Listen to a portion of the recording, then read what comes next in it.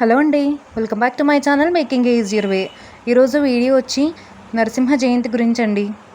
విష్ణుమూర్తి యొక్క దశావతారాల్లోని 4వ అవతారమే నరసింహస్వామి. నరసింహ జయంతి వైశాఖ శుక్ల చతుర్థి నాడు జరుపుకుంటారు. నరసింహస్వామి ఎంతో శక్తివంతమైన భగవంతుడు. నరసింహ జయంతి వృత్తాంతం. నరసింహస్వామి విష్ణుమూర్తి అవతారాల్లో చాలా ముఖ్యమైన శక్తివంతమైన అవతారం. నరసింహస్వామి శరీర సగభాగం మనిషి ఆకారం, సగభాగం సింహరూపంలో దర్శనమిస్తారు. హిరణ్యకశిపుడి వరాన్ని ఉద్దేశించి స్వామి ఈ రూపంలో అవతరించారని పురాణాల ప్రశస్తి. హిందూ పురాణాలలో పూర్వం కశ్యపుడు అనే ఒక మహర్షి భార్య దితి, 2 కుమారులు హిరణ్యాక్షుడు, హిరణ్యకశిపుడు అని ఉండేవారు. విష్ణు భగవానుడు లోక కళ్యాణార్థం రాక్షసుడైన హిరణ్యాక్షకుడిని సంహరించారు. ఇది భరించలేని సోదరుడైన హిరణ్యకశిపుడు విష్ణుమూర్తితో వైరం పెంచుకున్నాడు. కోపోద్రికుడైన హిరణ్యకశిపుడు తీవ్ర తపమనర్చి బ్రహ్మను ప్రత్యక్షంగా గావించుకున్నాడు. బ్రహ్మ వలన చావులేని వరం పొందిన హిరణ్యకశిపుడు అన్ని లోకాలను శాసించసాగాడు. దేవతలను, మునులను, ఋషులను బాధించసాగాడు. చివరకు దేవలోకంలో ఇంద్రునితో సహా అందరూ నిస్సహాయ స్థితిలో రాక్షసులను ఆగడాలను భరించసాగారు.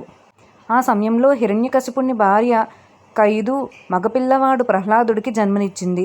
ఆ పిల్లవాడికి ఈ రాక్షస ప్రవృత్తులు ఏమీ అంటలేదు. అతడు పూర్తిగా విష్ణుమూర్తి భక్తుడయ్యాడు. హిరణ్యకశిపుడు శతవిధాలా ప్రహ్లాదుని విష్ణుభక్తి నుండి మార్చదలుచుకుని ప్రయత్నించాడు. ఎన్నిమార్లు ప్రయత్నించినా విఫలమవుతూనే ఉన్నాడు. తండ్రి ప్రయత్నిస్తున్న కొద్దీ ప్రహ్లాదుడిలో భక్తి మరింత ఎక్కువ కాసాగింది.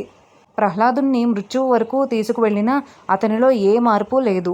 విషప్రయోగం చేసినా, ఏనుగులతో తొక్కించినా, లోయలో పడవేసినా ఎప్పటికప్పుడు విష్ణుమూర్తి రక్షిస్తూనే ఉండేవారు.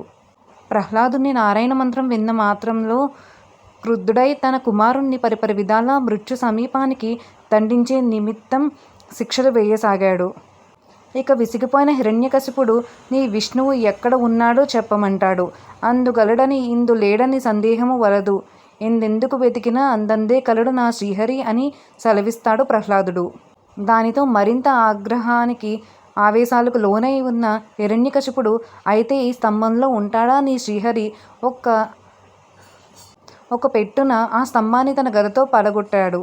అంతే. భయంకరాకారుడై తన సింహం రూపంలో మొండెం మనిషి ఆకారంలో గర్జిస్తూ ఒక ఉద్దుటున ఆ రాక్షసుణ్ణి తన తొడల మీద పరుండబెట్టి ఆయన వాడి గోళ్లతో అతన్ని వక్షస్థలాన్ని చీల్చి చెండాడి హిరణ్యకశిపుడిని అంతమొందర్చారు.